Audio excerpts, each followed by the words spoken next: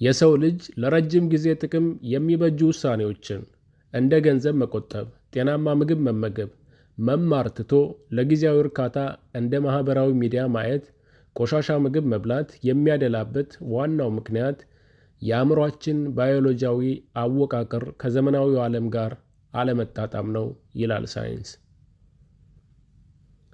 አንደኛ፣ የአእምሮ ክፍሎች ፍልሚያ ኒውሮሎጂካል ታግ ኦፍ ዋር ነው ይላል።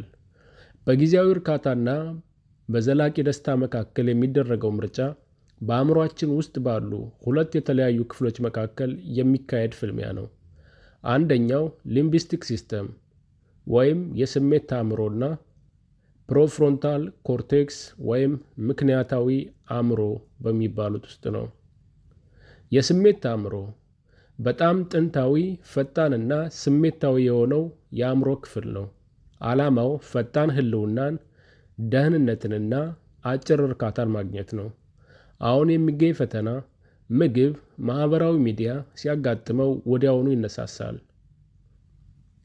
ምክንያታዊ አእምሮ ወይም ፕሪፍሮንታል ኮርቴክስ የሚባለው ከግንባራችን በስተጀርባ የሚገኝ የረጅም ጊዜ እቅድ ማውጣትን፣ ራሱን መግዛትን እና ምክንያታዊ ውሳኔዎችን የሚቆጣጠር ክፍል ነው። ነገር ግን ይህ ክፍል ለመስራት ከፍተኛ ጉልበትና አእምሯዊ ጥረት ይፈልጋል። አንድ ምርጫ ሲያጋጥመን ፈጣኑና አነስተኛ ጉልበት የሚጠይቀው የስሜት አእምሮ ብዙ ጉልበት የሚፈልገውን ምክንያታዊ አእምሮ በቀላሉ ያሸንፈዋል።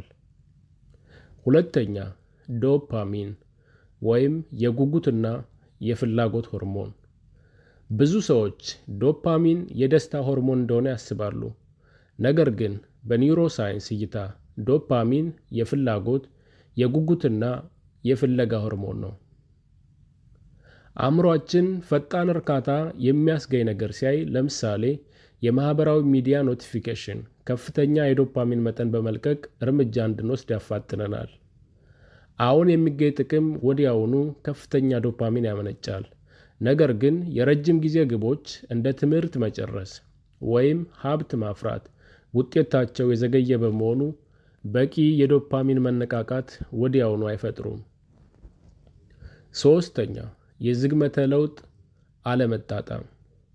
የሰው ልጅ ባዮሎጂ ያደገው ወዲያውኑ በሚገኝ ጥቅም ኢሚዲየት ሪተርን ኢንቫይሮንመንት ውስጥ ነው። በጥንት ዘመን ምግብና ሀብት እጅግ አናሳ ነበር። ስለዚህ ያገኙትን ምግብ ወዲያውኑ መመገብ ለህልውና ወሳኝ ነበር። ማዘግየት ምግቡ እንዲበላሽ ወይም በሌሎች እንዲወሰድ ያደርጋል። በአሁኑ ዘመን ግን አብዛኛው የህይወታችን ስኬት የተመሰረተው በረጅም ጊዜ ጥረት ላይ ነው። ነገር ግን የሰው ልጅ ባዮሎጂ አሁንም ለፈጣን ጥቅም ቅድሚያ ወደ መስጠት ያደላል። ለጊዜያዊ እርካታ መንበርከክ የባህሪ ወይም የስብዕና ጉድለት ሳይሆን ለጥንታዊው ዓለም የተሰራ ባዮሎጂያዊ ስርዓታችን ከዘመናዊው ዓለም ጋር አለመጣጣሙ ውጤት ነው። ይህንን ለማሸነፍ በባዶ ቁርጠኝነት ላይ ከመተማመን ይልቅ አኗኗራችንን እና አካባቢያችንን ለረጅም ጊዜ ግቦቻችን አመቺ አድርጎ ማዋቀር ያስፈልጋል። የጊዜያዊ እርካታን ባዮሎጂያዊና ስነ-ልቦናዊ መነሻ ከተረዳም በኋላ ቀጣዩና ወሳኙ እርምጃ አእምሯችንን በዕለት ተዕለት ሕይወት ውስጥ እንዴት ማሰልጠን እንችላለን የሚለውን መተግበር ነው።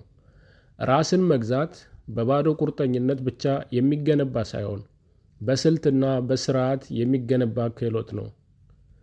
የአካባቢ መሰናክልን ማሳደግ ፍሪክሽን ኢንጂነሪንግ ይሉታል። ምክንያታዊው አእምሯችን ፕሪፍሮንታል ኮርቴክስ ሲደክም አእምሯችን ወደ ቀላሉና ቅርብ ወዳለው ፈተና ያደላል። ስለዚህ ዋናው ስትራቴጂ ፈተናውን ከእጅ አቅጣጫ ማራቅ ነው። መሰናክል መፍጠር ኢንክሪዝ ፍሪክሽን። ለምሳሌ ስልክ ላይ ጊዜ ከማባከን ለመቆጠብ የማህበራዊ ሚዲያ መተግበሪያዎችን ከስልክ ማስወገድ ወይም ስልኩን በስራ ሰዓት በሌላ ክፍል ውስጥ ማስቀመጥ።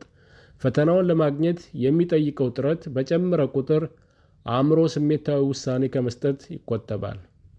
መልካም ልማዶችን ማቅለል ዲክሪዝ ፍሪክሽን። ለረጅም ጊዜ ጥቅም የሚሰጡ ተግባራትን እንደ ማጥናት፣ ስፖርት መስራት የመሳሰሉ ነገሮችን በቀላሉ ሊከናወኑ በሚችሉበት መንገድ ማዘጋጀት። የ10 ደቂቃ ህግ ጊዜያዊ ስሜት ሲመጣ ሙሉ በሙሉ አላደርገውም ብሎ መታገል አእምሮ ላይ ውጥረት ይፈጥራል።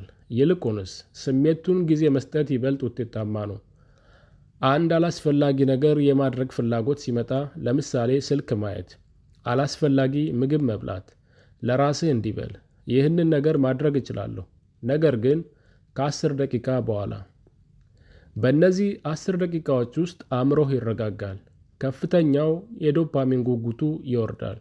ምክንያታዊው አእምሮ ውሳኔውን እንደገና ለመገምገም እድል ያገኛል።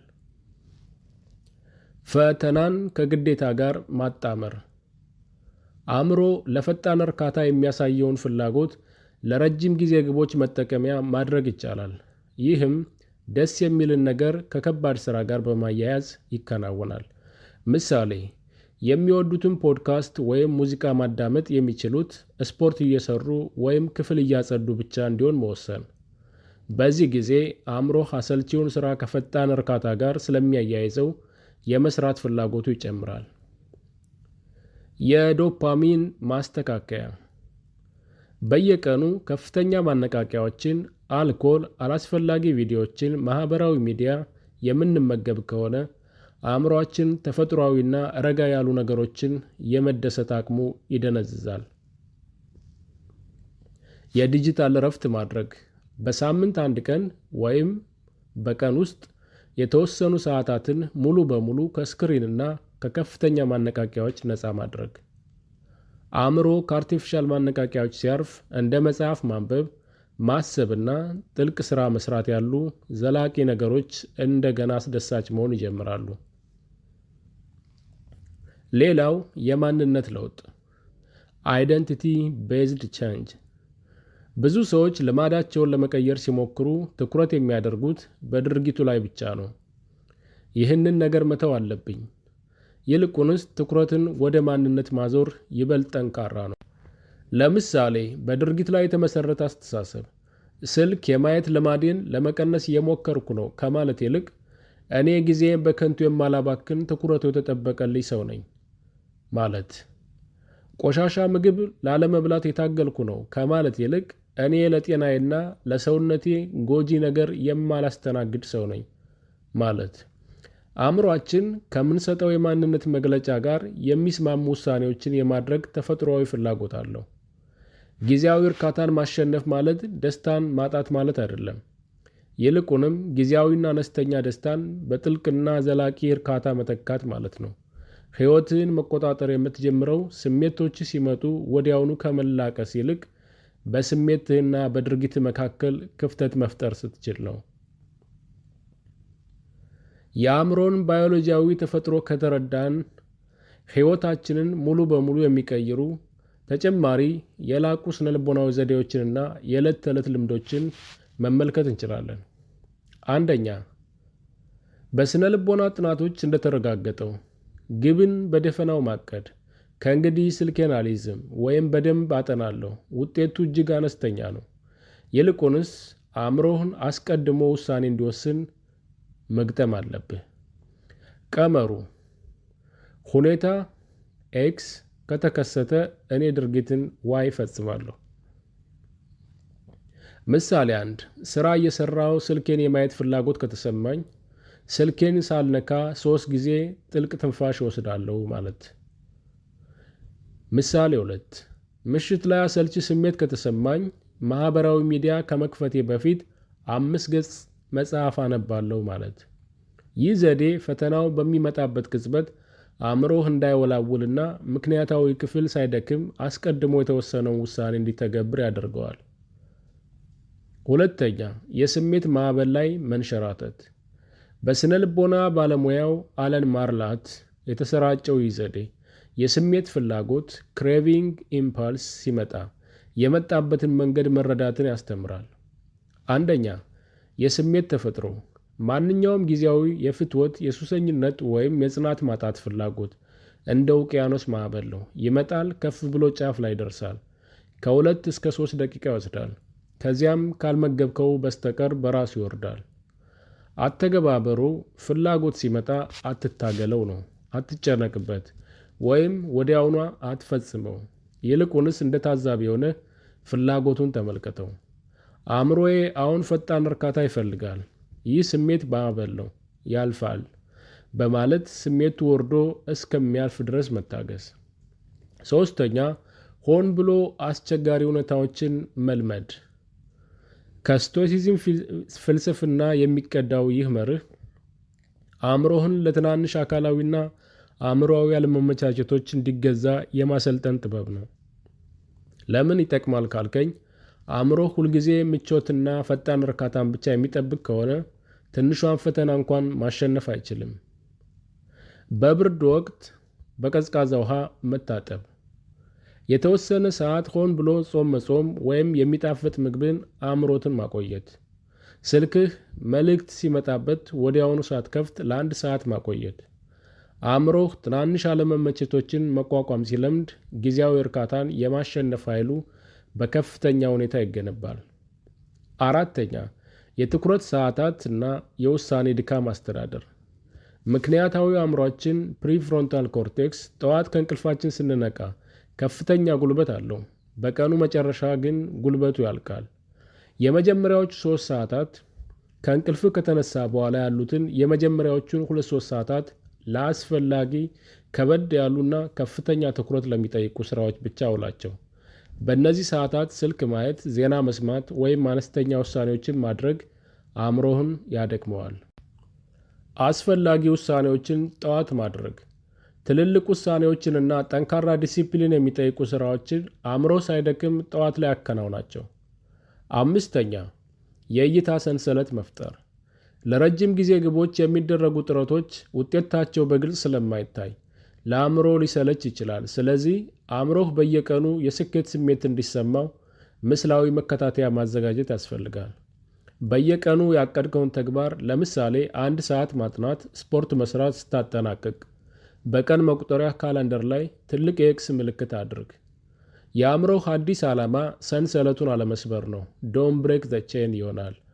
አእምሮህ ያንን የኤክስ ምልክት ምስላዊ እይታ ሲያይ አነስተኛ የዶፓሚን እርካታ ስለሚያገኝ በየቀኑ የመቀጠል ፍላጎቱ ይጨምራል። ነፃነት ማለት ያሰኘህን ነገር ሁሉ ማድረግ ሳይሆን ያልበሰለ ስሜትህንና ጊዜያዊ ፍላጎትህን የመግዛት አቅም ማዳበር ነው። ባሪያ የሚያደርግህ የውጭ አካል ሳይሆን ቁጥጥር ያልተደረገበት የገዛ አእምሮህ ፍላጎት ነው። እነዚህን ስትራቴጂዎች በዕለት ተዕለት ሕይወትህ ውስጥ በደረጃ ስትተገብራቸው የአእምሮህ መሪና የሕይወትህ ባለቤት ትሆናለህ። አእምሮን በስርዓት ለማነጽና የረጅም ጊዜ ስኬትን ለመገንባት የሚያስችሉ ተጨማሪ ጥልቅ ስነ-ልቦናዊና ባዮሎጂያዊ ዘዴዎች። አንደኛ፣ የቅድመ ቁርጠኝነት ስምምነቶች። ይህ ስትራቴጂ የሚቀዳው ከግሪክ አፈ ታሪክ ከዩሊሲስ ታሪክ ነው። ዩሊሲስ የሳይረኖችን አደገኛ ዜማ ሰምቶ እንዳይሰጥም ራሱን ከመርከቡ ምሰሶ ጋር አስሮ ነበር። መርሁ የወደፊት ውሳኔን በሚያደክም ሁኔታ ውስጥ ስትሆን፣ ደክሞህ ተስፋ ቆርጠህ ወይም ስሜታዊ ሆነህ አእምሮህ እንዳይከዳህ አስቀድመህ አማራጮችን መዝጋት እንደማለት ነው። ገንዘብ ባስቀመጥክ ቁጥር ወዲያውኑ ማውጣት ወደማትችለው የረጅም ጊዜ የቁጠባ ሂሳብ ማዛወር። የማህበራዊ ሚዲያ መተግበሪያዎችን በይለፍ ቃል መቆለፍና የይለፍ ቃሉን ለሌላ ታማኝ ሰው መስጠት። በስራ አካባቢ ስራ ስትጀምር ስልክህን በሌላ ክፍል ውስጥ ትተህ በሩን ዘግተህ መቆለፍ እንደማለት ነው። ሁለተኛው የዶፓሚን ሜኑ ማዘጋጀት ነው። አእምሯችን አሰልቺ ሁኔታዎች ሲገጥሙት ወዲያውኑ ወደ ፈጣን እርካታ፣ ስልክ፣ ምግብ ወዘተ ያደላል። ይህንን ለመከላከል አስቀድሞ የተዘጋጀ ጤናማ የዶፓሚን ሜኑ ማዘጋጀት። አእምሮህ እረፍት ወይም ማነቃቂያ ሲፈልግ ከዚህ አስቀድሞ ከተዘጋጀ ሜኑ ላይ ብቻ እንዲመርጥ ማድረግ የፈጣን እርካታ ሱሰኝነትን ይከላከላል። ሶስተኛ፣ ተጋድሎን እንደ እድገት መውሰድ። ተጋድሎን እንደ እድገት ምልክት መውሰድ። ብዙ ሰዎች ስራ ሲጀምሩ የሚሰማቸውን አሰልቺነት፣ ስነ ልቦናዊ ቀብታ ወይም ድካም እንደ መቆም አለበት ምልክት አድርገው ይወስዱታል። ነገር ግን በኒውሮሳይንስ እይታ ይህ ፍጹም ስህተት ነው። በትኩረት ወቅት አእምሮህ ላይ የሚሰማህ አሰልቺነትና ተጋድሎ ወይም ፍሪክሽን አእምሮህ አዳዲስ የነርቭ መስመሮችን እያነጸ ነው። አስተሳሰብን መለወጥ። ስራው ሰለቸኝ ወይም ከበደኝ ብለህ ስታስብ ይልቁንስ ለራስህ እንዲህ በል፣ ይህ አሁን የሚሰማኝ አሰልቺነትና ውጥረት አእምሮዬ እየተቀየረ እና እየጠነከረ መሆኑን የሚያሳይ የነርቭ እድገት ምልክት ነው። ስለዚህ መቀጠል አለብኝ በል። አራተኛ፣ የትናንሽ ስኬቶች ኃይልና ፍጥነት (ሞመንተም ፊዚክስ). በፊዚክስ ሕግ መሰረት ያረፈን ነገር ከአካባቢው ሰበቃ (ስታቲክ ፍሪክሽን) አላቆ ማያንቀሳቅስ ከፍተኛ ጉልበት ይጠይቃል። አንድ ጊዜ መንቀሳቀስ ከጀመረ ግን እንቅስቃሴውን ማስቀጠል ቀላል ነው። የ2 ደቂቃ ሕግ። አሰልቺ ወይም ከባድ ሥራ ሲገጥምህ ሙሉውን ሥራ እሰራለሁ ብለህ አታስብ። ይልቁንስ ለ2 ደቂቃ ብቻ እሰራለሁ፣ ከ2 ደቂቃ በኋላ ካልፈለግኩ አቆማለሁ በል። ውጤቱ ትልቁ መሰናክል ሥራውን መጀመር እንጂ መሠረቱ አይደለም። አንዴ የ2 ደቂቃውን መሰናክል ካለፍክ በኋላ የአእምሮህ እንቅስቃሴ ሞመንተም ሥራውን እንድትቀጥል ያደርጋል። አምስተኛ፣ የረጅም ጊዜ ዓላማዎችን በምስል ማየት። ብዙ ሰዎች አዎንታዊ ነገሮችን ብቻ ማሰብ በቂ እንደሆነ ያስባሉ። ነገር ግን ስነ ልቦና እንደሚያስረዳው የውድቀትን ዋጋ ማሰብ የበለጠ ጠንካራ ማነቃቂያ ነው። ለጊዜያዊ እርካታ እጅ በሰጠ ቁጥር የምታጣቸውን ነገሮች በጥልቀት አስባቸው። ለጊዜያዊ እርካታ ከተገዛው ከ5 ዓመት በኋላ ሕይወት የት ይደርሳል? ምን ያህል የገንዘብ፣ የጤናና የስም ዕድሎችን አጣለሁ? ይህንን የውድቀት ዋጋ በአእምሮህ በግልጽ ስታስበው አእምሮህ ጊዜያዊ እርካታን እንደ አደገኛ ጠላት ማየት ይጀምራል። ራስን መግዛት የአንድ ቀን ስሜት ሳይሆን የየቀኑ ውሳኔዎች ድምር ነው። አእምሮህን በስርዓት ስታሰለጥነው ጊዜያዊ ፍላጎቶችህ የበላይ መሆናቸው ቀርቶ ለታላቁ ዓላማ እንደ ታዛቢ መሳሪያ ማገልገል ይጀምራሉ።